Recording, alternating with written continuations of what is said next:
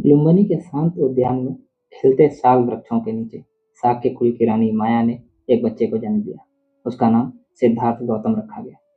यह साफ पूर्णिमा की रात थी और जैसे ही भविष्य के बुद्ध का जन्म हुआ, पूरे राज्य में उत्सव की लहर दौड़ गई। लेकिन सिद्धार्थ का जीवन आसान नहीं था। कपिलवस्तु के महल में पले बढ़े, उन्होंने सभी प्रकार की विलासिता देखी, लेकिन भीतर से वे बेचैन थे। उनके पिता राजा शुद्धोधन चाहते थे कि वे एक महान राजा बने और उन्हें महल की दीवारों के बाहर कठोर सच्चाई से दूर रखा गया। परंतु सिद्धार्थ का मन हमेशा सवालों से भरा रहता था।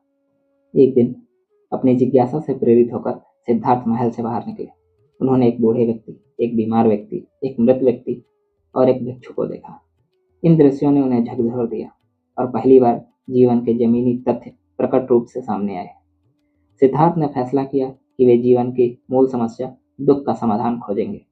एक रात उन्होंने अपने राजसी जीवन को छोड़ने का साहसी निर्णय लिया। वे महल छोड़कर एक साधारण भिक्षु बन गए। उनके परिवार और समाज ने उनके निर्णय को पागलपन समझा, लेकिन सिद्धार्थ अपने लक्ष्य पर अडिग रहे। सिद्धार्थ ने सबसे ज्ञानी शिक्षकों से शिक्षा प्राप्त की, लेकिन संतोष नहीं मिला।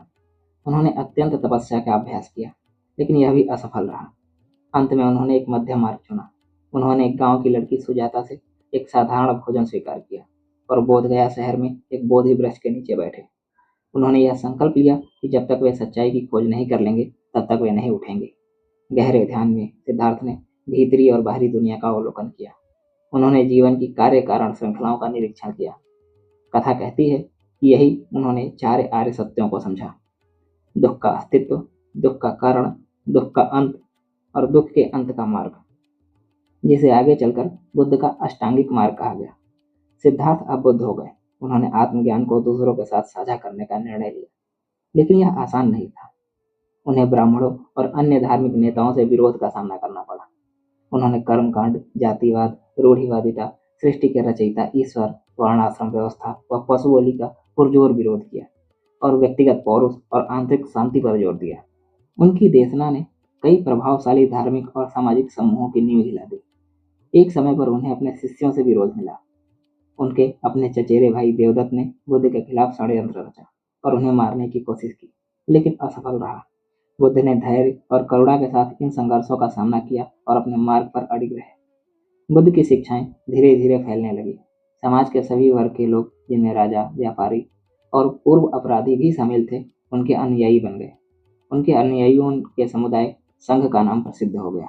उनके कई रिश्तेदार और मित्र, जिनमें उनके पुत्र राहुल भी शामिल थे, संघ का हिस्सा बन गए। बुद्ध ने उत्तरी भारत में व्यापक यात्रा की। अपनी शिक्षाओं को गांव-गांव जाकर आम जनमानस की भाषा में समझाया। 80 वर्ष की आयु में बुद्ध गंभीर रूप से बीमार हो गए। उन्होंने कुशीनगर में अपने शिष्यों के बीच परिनिर्वाण प्राप्त किया। महात्मा बुद्ध की शिक्षाएं 2000 से अधिक वर्षों से जीवित हैं। उनकी गहन अंतर्दृष्टि आज भी प्रेरणा देती है। एक साधारण राजकुमार से, जिसने कठिनाइयों और विरोध का सामना किया, बुद्ध ने साबित कर दिया कि सच्ची दृढ़ता और करुणा से महानता प्राप्त की जा सकती है। आचार्य प्रशांत कहते हैं, बुद्ध मेरी दृष्टि में सबसे महत्वपूर्ण वेदांती हैं। मुक्ति के विरुद्ध जो अहंकार पहली और आखिरी बाधा है, उन्होंने उसे अनात्मा कहकर हटा दिया। कहना गलत नहीं होगा कि महात्मा बुद्ध ने अध्यात्म के शुद्धतम रूप को अंधविश्वास और रूढ़िवादिता से मुक्त करके आम आदमी तक पहुंचाया।